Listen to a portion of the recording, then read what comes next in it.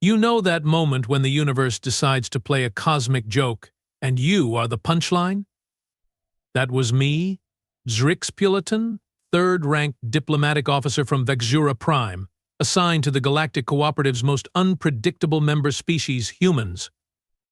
They are just mammals with anxiety and thumbs, my supervisor had said, slapping a dossier onto my desk. How hard could it be? Those words haunt me now as I hide behind an ornamental shrub at the Galactic Embassy's annual reception, watching Ambassador Leonard Thompson's face turn an alarming shade of red. Let me back up before we get to the part where everyone starts running. 3 standard cycles ago, humans joined the Galactic Cooperative after we discovered them accidentally. And by accidentally, I mean one of our scout ships crashed on their moon, and instead of panicking like sensible beings, the humans were thrilled. They sent a welcome party with gift baskets. Who does that? My first meeting with Ambassador Thompson went surprisingly well. He was tall for a human but shorter than me. My species, the Vexurans, average around 7 feet tall with iridescent blue skin and 4 arms. We look intimidating to most species, but Thompson just grinned and extended his hand. Good to meet you, Officer Pulitan. Call me Lenny. Everyone does. I extended my upper right arm cautiously. Humans have this bizarre ritual called handshaking, which involves grasping appendages and moving them up and down. Our cultural briefing called it an archaic disease-spreading practice that somehow survived their technological advancement. The pleasure is reciprocal, Ambassador Thompson, I replied formally. Lenny, he corrected, still smiling. And loosen up. This isn't one of those stuffy Zentarian functions where everyone stands perfectly still for 6 hours pretending to photosynthesize. I should have recognized the warning signs right then. Humans are different. While most species in the cooperative evolved to avoid conflict through elaborate social hierarchies and communication protocols, humans seem to actively seek it out. Their entertainment consists largely of watching simulated conflict. Their fitness routines involve voluntary physical stress. Their cuisine often contains chemicals that cause pain. They are, in a word, baffling. But the most terrifying thing about humans? Their anger progression. Most species display anger in predictable ways. The Morgolians inflate their threat sacks.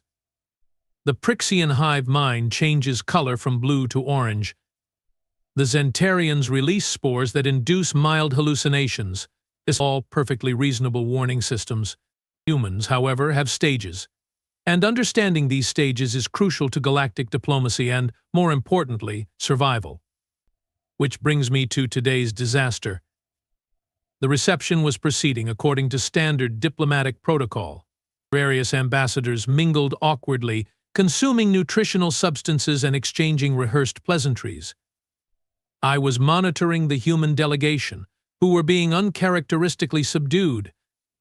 Then Ambassador Grok of the Plebulin Federation approached Lenny with what appeared to be innocent curiosity. Human Thompson, Grok burbled through his moisture membrane, I have been studying your species' historical archives.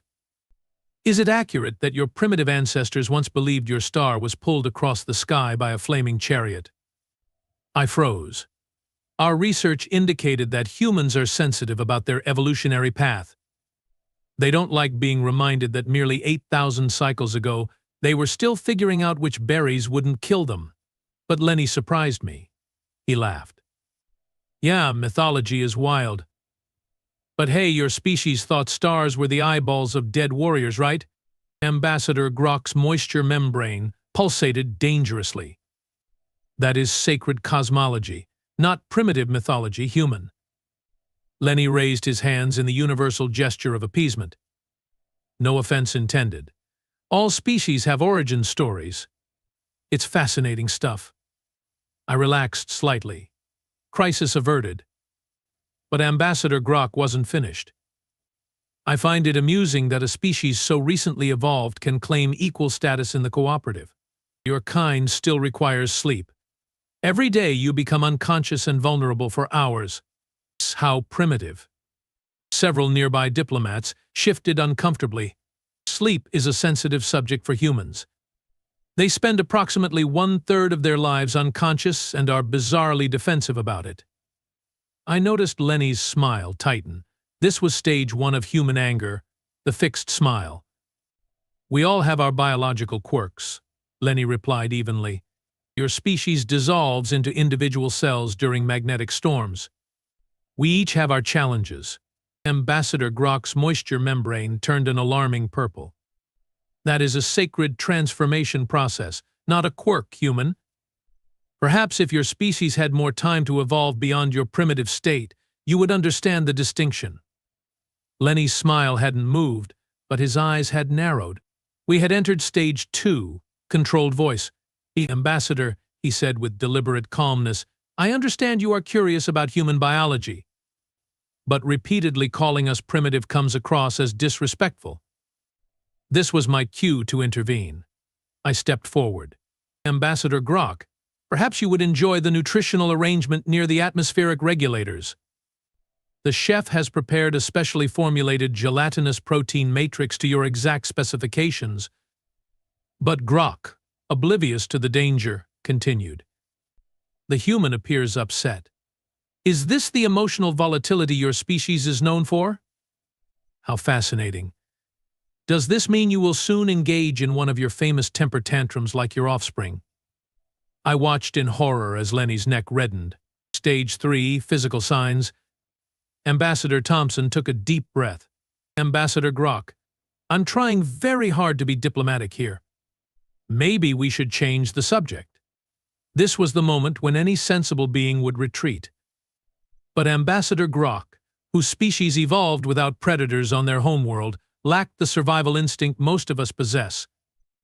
"Oh, is this human diplomacy? Avoiding difficult conversations when confronted with your evolutionary shortcomings? Your species' defensiveness is most revealing. Perhaps this explains why your planet remains divided into territorial nations despite achieving space travel. Primitive social structures for a primitive species." The room went quiet, too quiet. I looked at Lenny and saw that his jaw was clenched. Stage 4, the jaw clench. Every cooperative species with predator ancestry recognized what was happening. The Iraqi ambassador quietly slid behind a column. The Zentarian delegation began releasing calming spores. The Morgolians deflated their threat sacks in submission. But Ambassador Grok continued, oblivious. "I mean, no offense, human. It is merely objective observation. Your species is young, underdeveloped. Your brains are still evolving. It is why you make illogical decisions based on feelings rather than rational." "Ambassador Grok," Lenny interrupted, his voice dangerously soft. "I'm going to stop you right there." The humans in the delegation had gone still. They recognized what was happening before anyone else. One of them, diplomatic attaché Mira Patel, began slowly moving toward the exits, making subtle hand gestures to the catering staff. Grok, completely missing the signals, laughed wetly. "The human wishes to stop me? With what authority? Your species has been space-capable for less than a century. My civilization had mapped your entire galaxy before your kind had discovered fire." That's when it happened. Leonard Thompson, official representative of Earth to the Galactic Cooperative, ambassador plenipotentiary of humanity, straightened his posture and said the words that would be forever burned into my memory. Now I'm actually getting annoyed. The reaction was immediate. Ambassador Creel of the predatory vast confederacy literally dove under a refreshment table. The Iraqi delegation vanished in a cloud of emergency camouflage spores. 3 different species activated personal shields.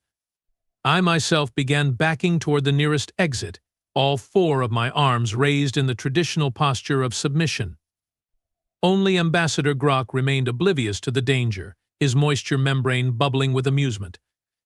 "The human is annoyed? Is this supposed to frighten me? Your emotional states are of no consequence in diplomatic."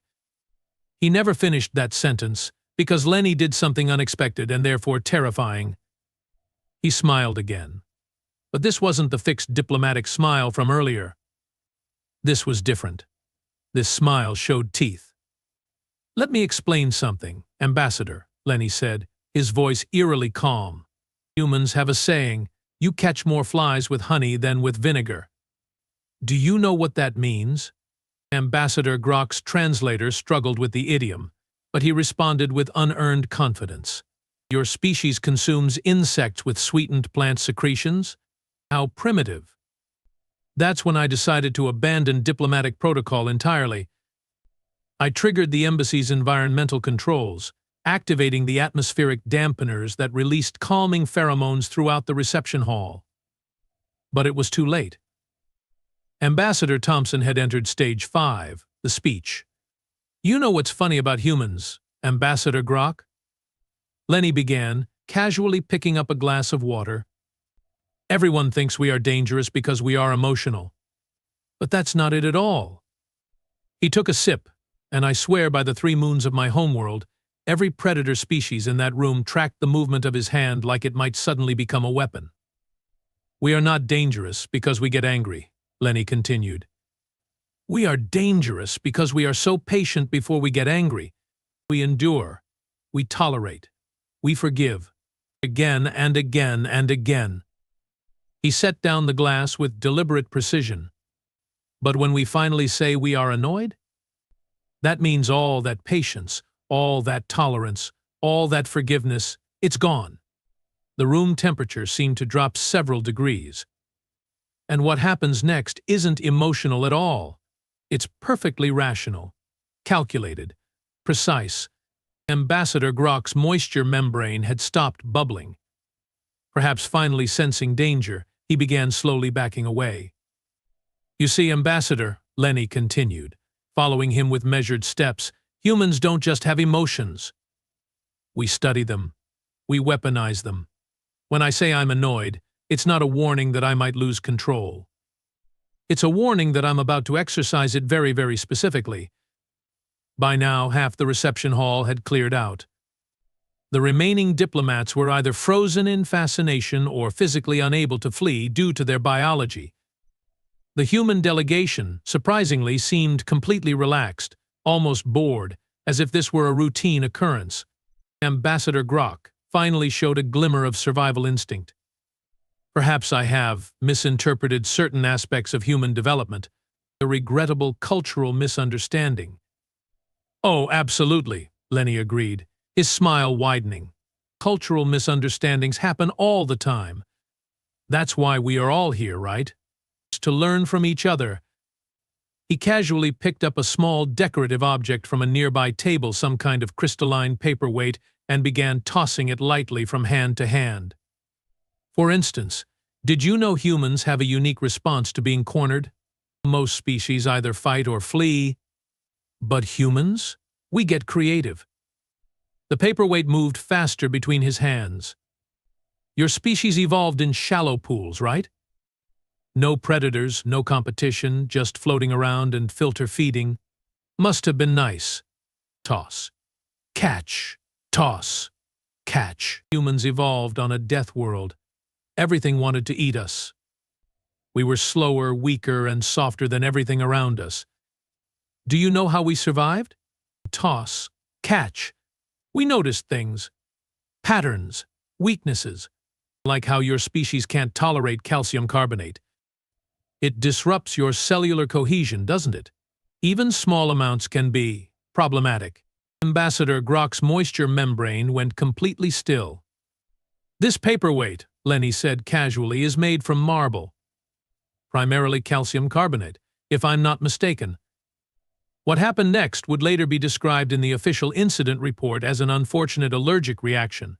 Ambassador Grok suddenly remembered an urgent appointment elsewhere in the galaxy and fled the reception at speed, leaving a trail of distressed moisture droplets.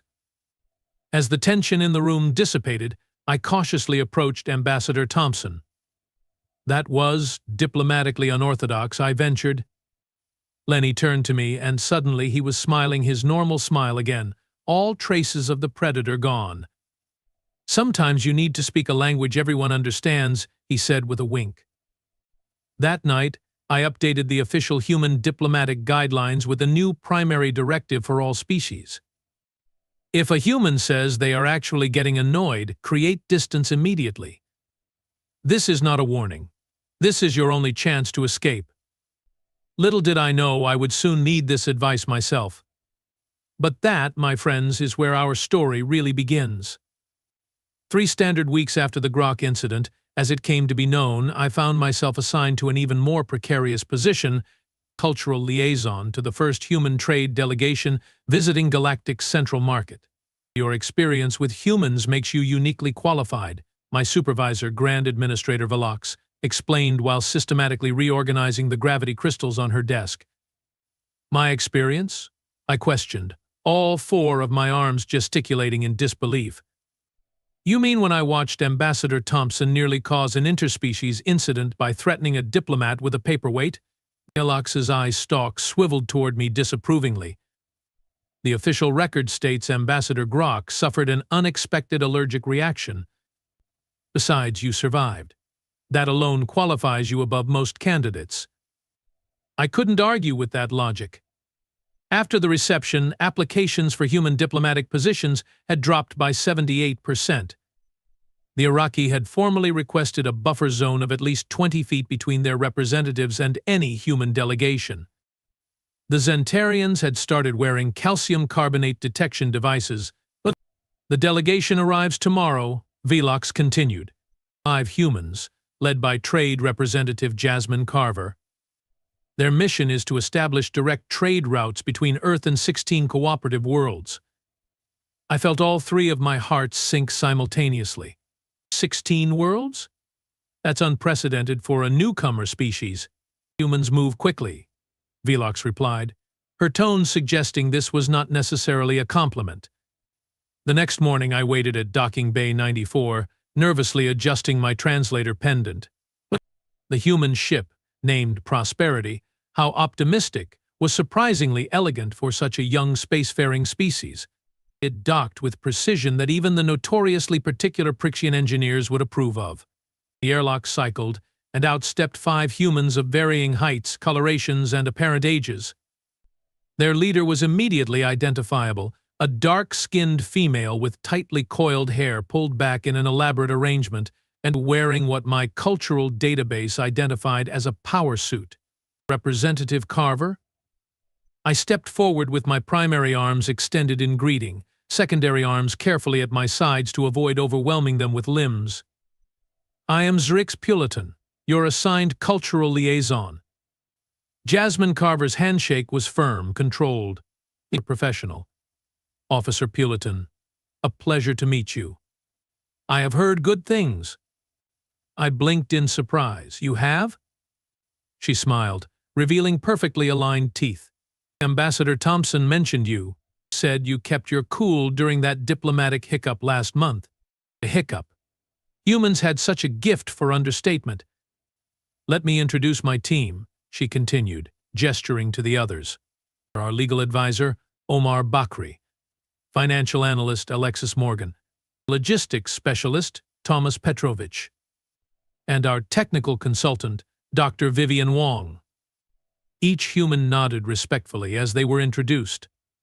They seemed so harmless. It was difficult to reconcile these polite professionals with the species that had the entire Galactic Cooperative updating their threat assessment protocols. Welcome to Galactic Central, I said, attempting to sound reassuring rather than nervous. I have arranged accommodations suitable for your physiology, including appropriate atmospheric conditions, nutritional options, and rest facilities. Much appreciated, Representative Carver replied. We are excited to get started. The sooner we establish these trade routes, the sooner Earth can begin sharing our unique resources with the cooperative. I led them toward the transit platform, explaining the day's agenda. This morning you will have orientation at the Trade Commission headquarters. After your midday nutritional break, we have meetings scheduled with representatives from the first 3 worlds on your list, Zentaria, Moglev, and Vask Prime. Dr. Wong, the technical consultant, frowned slightly. Only 3 on the first day? We were hoping to meet with at least 6. 6? I nearly tripped over my own feet. That would be highly unusual. Negotiations typically proceed at a measured pace. Time is money, Alexis Morgan, the financial analyst, interjected. Earth's economy can't wait a standard year for basic trade protocols. This was my first glimpse of the infamous human impatience. In the cooperative, trade negotiations often span decades.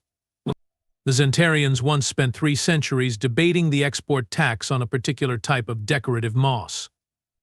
We will do our best to accommodate your timeline, I assured them, while mentally calculating how to rearrange the carefully structured diplomatic schedule without offending 16 different species. But the morning orientation proceeded without incident. The humans absorbed information at an alarming rate, interrupting frequently with questions that revealed both their inexperience and their ambition. So there's no centralized currency? Alexis Morgan asked, looking genuinely baffled. The cooperative uses a system of value equivalencies, I explained. Each world determines value according to their own economic models, then transactions are calculated through the universal value matrix. Inefficient, she muttered, tapping notes into her data pad. Omar Bakri, the legal advisor, was equally direct. These regulatory frameworks have 17 different standard measures for what constitutes food safety. But how does anything ever get approved?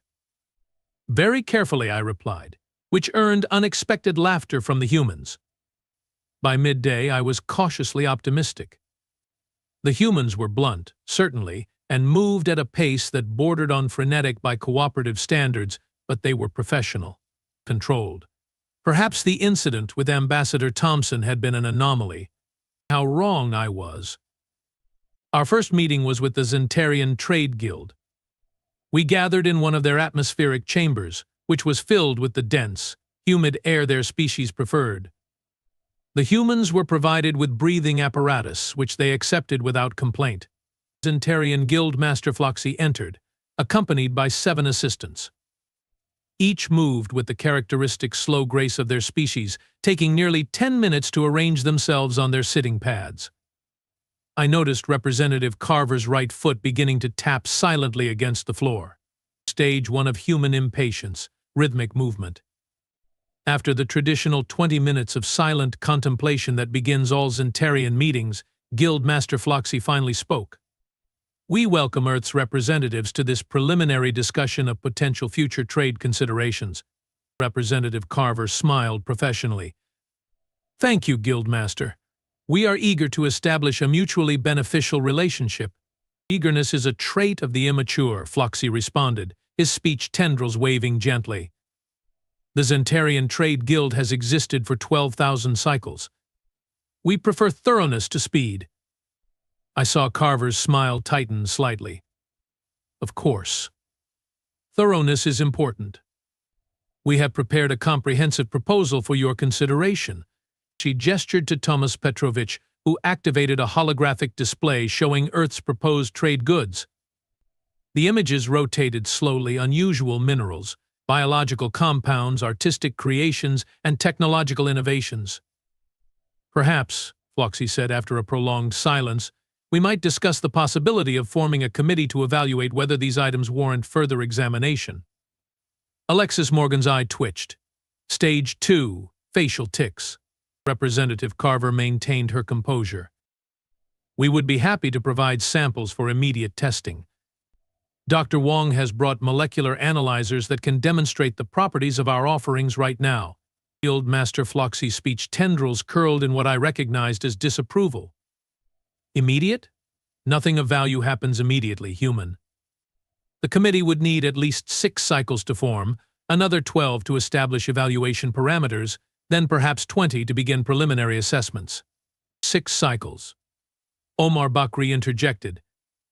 That's nearly 2 Earth years just to form a committee. Floxy turned his eye stalks toward the legal advisor.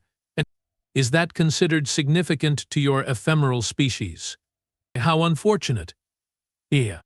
I watched in growing alarm as all 5 humans displayed stage 3 signals, controlled breathing. They were each taking deliberate, measured breaths. A technique I'd learned was called counting to 10 in human stress management. Representative Carver spoke carefully. Guildmaster, we respect your traditions and processes. However, Earth's position is unique. We have already established provisional agreements with the Iraqi Confederation and the Pryxian hive mind. Those species saw the immediate value in our offerings. This was news to me, and apparently to Guildmaster Floxy, whose speech tendrils froze mid-wave. The Iraqi? He questioned. They haven't accepted new trade partners in over 1,000 cycles. Until now, Carver replied with a smile that didn't reach her eyes. Stage 4, the professional smile. What followed was the most compressed Zentarian decision-making process in recorded history. Within 3 hours, practically light speed by their standards, the Guildmaster had authorized an expedited evaluation protocol and requested samples of all Earth goods. As we left the Zentarian chamber, I stared at Representative Carver with new respect and fear. How did you already secure agreements with the Iraqi and Pryxians? They weren't even on your schedule until next week. She winked. We didn't. But the Zentarians don't know that. I searched for the diplomatic term, deceptive. That's negotiation, she corrected. Now, who's next? The Moglivian trade representatives, as it turned out, were even more resistant. Their species evolved from burrowing creatures and retained both the physical characteristics and the hoarding instincts of their ancestors. These terms are unacceptable, huffed Trade Minister Diggin, his sensory whiskers vibrating with agitation. You propose equal exchange rates? Preposterous. The standard for new species is 30% below market value for a minimum of 50 cycles. Dr. Wong leaned forward. Our spectral analysis indicates that the mineral compounds we are offering contain elements completely unknown in cooperative space. 30% below value would be robbery. It would be tradition. Diggin countered, pounding a clawed fist on the table. All new species must prove their commitment. I noticed Thomas Petrovich's jaw muscles tightening. Stage 5, muscle tension. Representative Carver intervened smoothly. Minister Diggin, perhaps we could discuss alternative arrangements. Earth understands the importance of tradition, but we also value innovation. The Moglivian's fur bristled. Innovation? A euphemism for disrespect. Your species wishes to circumvent established protocols that have served the cooperative for millennia. Not circumvent, Carver corrected. Improve. For everyone's benefit. Improvement requires proof of value, Diggin insisted. The Moglivian Mercantile Code is clear. Untested partners pay premium rates. Alexis Morgan muttered something under her breath that my translator couldn't catch, but based on Dr. Wong's surprised expression, it wasn't diplomatic. Perhaps Carver suggested with forced pleasantness, we should take a brief recess to consider our positions. As soon as we were in the privacy of the adjacent chamber, the humans' professional facades cracked. This is ridiculous, Alexis Morgan hissed. Their tradition is just institutionalized exploitation. They are testing us, Omar Bakri observed, seeing how much we will concede. Representative Carver paced the room. Options? Walk away, suggested Petrovich. Show them we don't need them. Counterproductive, Dr. Wong argued. We need all 16 worlds for comprehensive market access. I watched this rapid-fire exchange with fascination. The humans weren't arguing. They were problem-solving at a pace that made my head spin. Officer Puleton, Carver suddenly turned to me. What's the Moglivian weakness? Weakness? I blinked in surprise. I'm not sure what you mean. Every negotiator has a pressure point, she explained. Something they fear losing more than they desire gaining. What's Diggon's? I hesitated. This crossed into ethically questionable territory for a cooperative liaison. On the other hand, the humans were now my responsibility, and their success reflected on me. Minister Diggin, I said carefully, is notorious for his competitive nature. He cannot stand being outdone, especially by his rival, Minister Burrick of the Southern Hemisphere. Carver's eyes lit up. Perfect. When we returned to the negotiation room, Minister Diggin was examining a small pile of gemstones he'd removed from his pocket pouch. A common self-soothing behavior for Moglivians. Minister Representative Carver began with renewed confidence. We have reconsidered our position. You are absolutely right about tradition and protocol. Diggin looked up suspiciously. You accept our terms? Not exactly, Carver smiled. We have decided to withdraw our offer from the Northern Hemisphere entirely and focus exclusively on Minister Burrick's territory in the South. His terms were much more reasonable during our preliminary discussions. I froze. There had been no such discussions. This was another bluff. But what a bluff it was! Minister Diggin's whole body went rigid. Burrick? You have spoken with Burrick?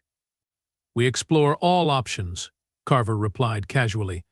His enthusiasm for Earth goods was quite refreshing, especially for the molecular stabilizers your mining operations so desperately need. Diggin's whiskers twitched frantically. That's unacceptable. The Northern Territories have priority. Not according to cooperative trade law. Omar Bakri interjected smoothly. Section 47, paragraph 13 clearly states that regional representatives may negotiate independent agreements when central authorities fail to reach reasonable terms. I had no idea if this was accurate, but Diggin clearly didn't either. His fur was now standing completely on end. What terms did Burrick offer? He asked, trying and failing to sound casual. I'm afraid that's confidential, Carver replied. But I can say they were quite favorable, almost suspiciously so. We wondered if perhaps he knew something about the future value of our goods that you don't. That was the breaking point. Within minutes, Minister Diggin had not only matched the imaginary terms offered by his rival but improved upon them. The humans left with an agreement for preferential trade status and expedited shipping routes. In the corridor afterward, I finally found my voice. That was, I don't have words. Standard negotiation tactics, Representative Carver said with a shrug. Nothing special. But her satisfaction was short-lived. Our final meeting of the day was with the Vask Confederacy, and it would prove to be the most challenging yet. The Vask were apex predators turned merchants. They maintained the aggressive posturing and territorial instincts of their evolutionary past, channeling them into commercial dominance rather than physical conquest. Their representative, Trade Commander Karvak, was imposing even by Vask standards. Nearly 9 feet tall, covered in armored scales, with 4 eyes that independently tracked different targets. He entered the negotiation chamber flanked by guards bearing ceremonial but very functional plasma spears. So Karvak rumbled without preamble, Earth seeks access to Vask shipping lanes. Bold, perhaps foolish, Representative Carver wasn't intimidated. Commander Karvak. Thank you for meeting with us. Earth values efficiency and directness, so I will be frank. Your shipping networks are the fastest in the quadrant. We want access. Karvak's mandibles clicked in what might have been amusement. All species want access. Few earn it, fewer still maintain it. What would satisfy the Confederacy? Carver asked. Exclusivity, Karvak answered immediately. The Vask do not share prey or partners. You would terminate all other shipping arrangements and route everything through our networks. The human delegation exchanged glances. This demand would nullify half their negotiation efforts. That's not possible, Carver replied firmly. Earth requires multiple transit options to ensure supply chain security. Karvak leaned forward, his massive form casting a shadow over the humans. Then you require nothing from the Vask. Our terms are non-negotiable. I noticed all 5 humans displaying the beginning of Stage 6, the momentary pause. Each became unnaturally still, as if internally debating their next move. It was Dr. Wong who broke the silence. Commander, with respect, that position seems contrary to the Vask Confederacy's own interests. Karvak turned his upper eyes toward her. Explain. You value strength and dominance, she continued. Yet you are passing up an opportunity to demonstrate both. If you transported Earth goods alongside your competitors, you could prove your superiority through performance rather than monopoly. The vast commander's scales rippled in what I recognized as contemplation. A competition? Exactly, Dr. Wong nodded. May the best shipper win. Unless, she paused deliberately, you are concerned your networks can't outperform the others on merit alone? I held my breath. Questioning Avask's capabilities was either brilliant or suicidal. Karvak stood suddenly, towering over the table. For a terrible moment I thought he might attack.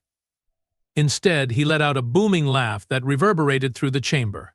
The tiny human has fangs, he declared. Very well. We accept your challenge. The Vask will transport your goods alongside these competitors, and we will demonstrate our supremacy through speed, efficiency, and security. The negotiations continued, with Commander Karvak eventually agreeing to highly favorable terms simply to prove the Vask could outperform any rival. When we finally left the chamber, I was physically exhausted, though the humans seemed barely affected. 3 down, 13 to go, Representative Carver said cheerfully as we headed back to their accommodations. A productive first day. Productive? I echoed incredulously. You have accomplished more in one day than most species do in a standard cycle. You manipulated the Zentarians, bluffed the Moglivians, and challenged the Vask to a competition they can't resist. It's unprecedented. Carver smiled. Just doing our job, Officer Puleton. Tomorrow we will tackle the next 3. About tomorrow, I ventured cautiously. There's been a change to the schedule.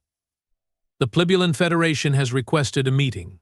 Specifically, Ambassador Grok wishes to apologize for the incident with Ambassador Thompson. The humans exchanged looks again, some silent communication passing between them. We will handle it, Carver assured me. Diplomatic relations are part of trade relations. The next morning I was a nervous wreck.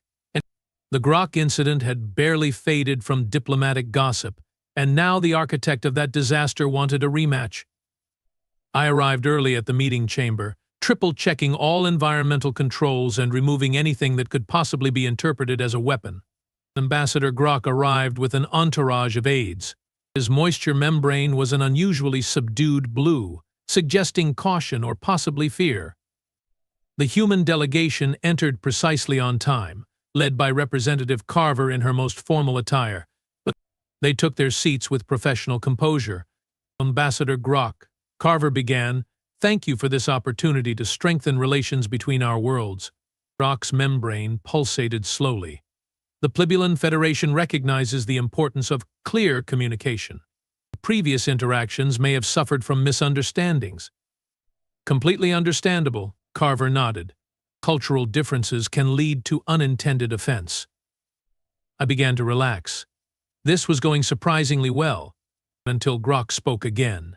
However, the Federation remains concerned about Earth's accelerated integration into cooperative markets. Your species appears to be using aggressive tactics to secure advantageous positions beyond what is appropriate for new members. And there it was.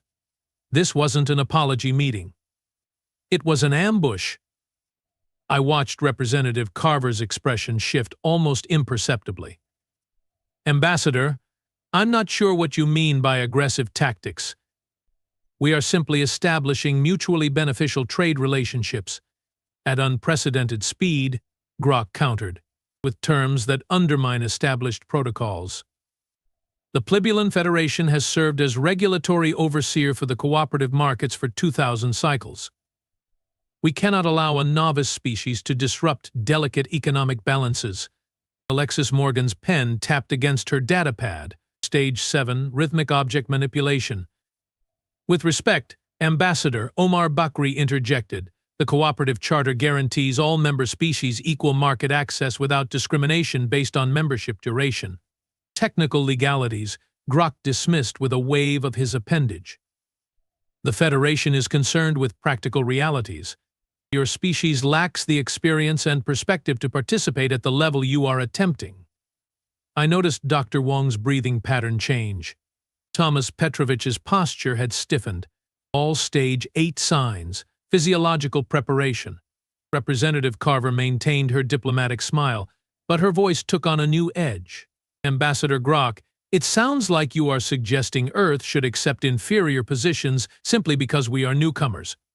That's not how humans operate. Ah, yes, Grok's membrane rippled in what appeared to be amusement.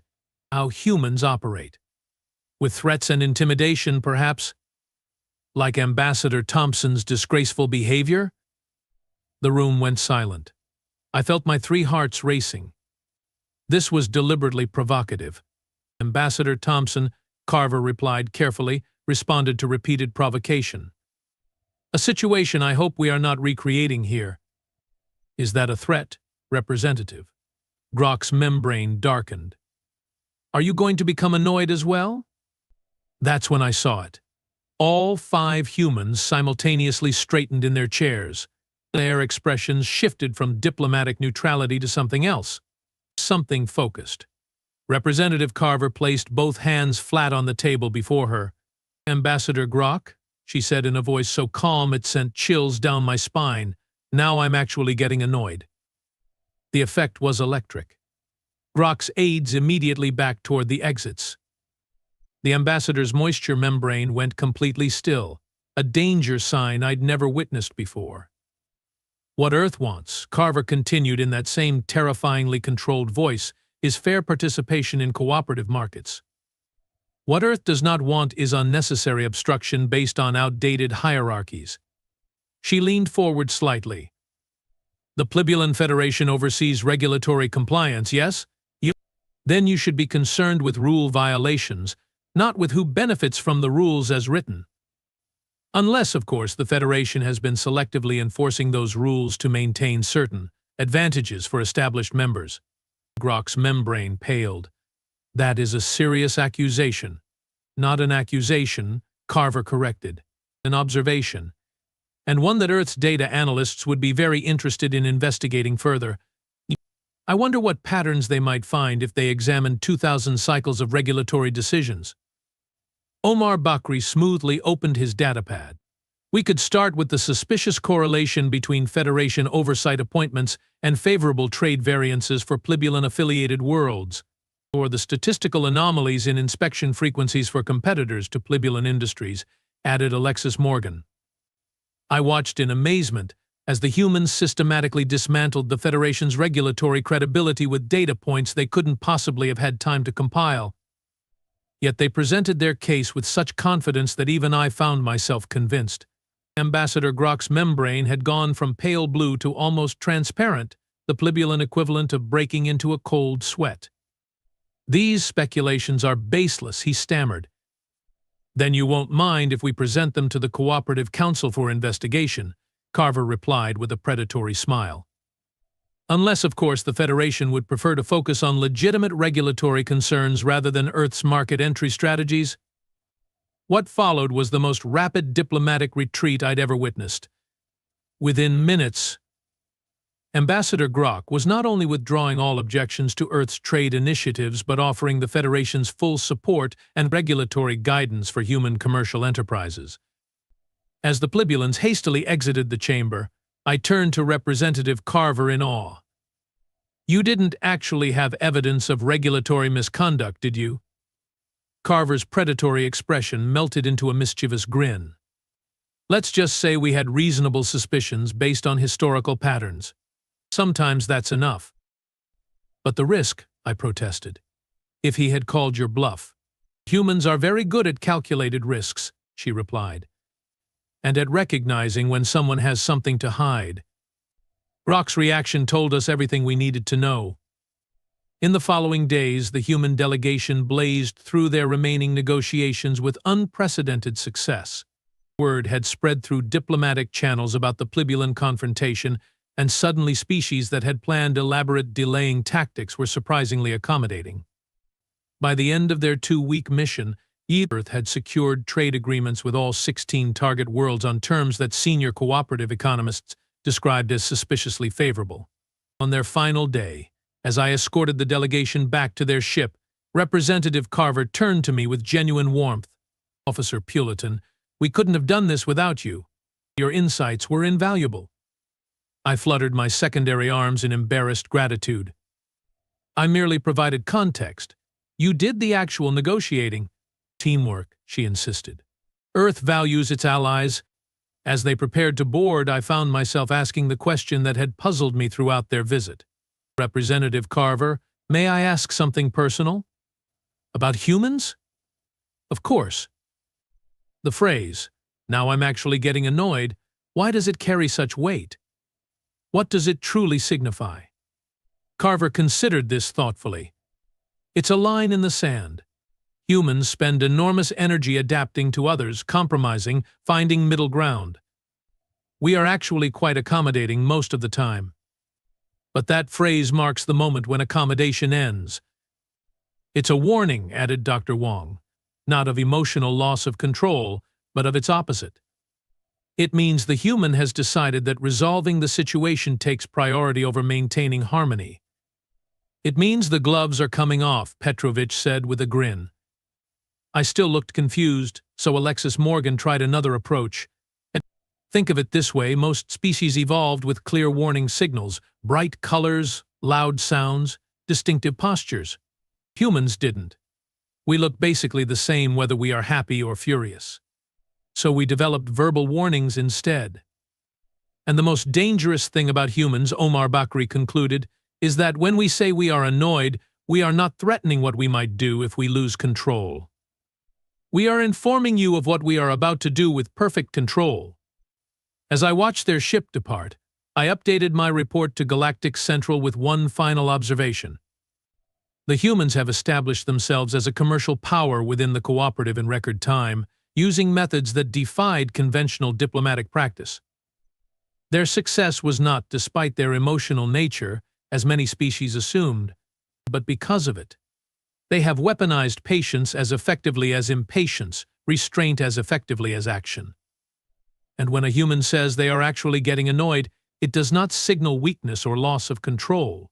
It signals that they have made a decision, and that decision is no more playing nice. Now, whenever any diplomat or trader encounters a human representative who utters those fateful words, you will find beings of all species suddenly remembering urgent appointments elsewhere.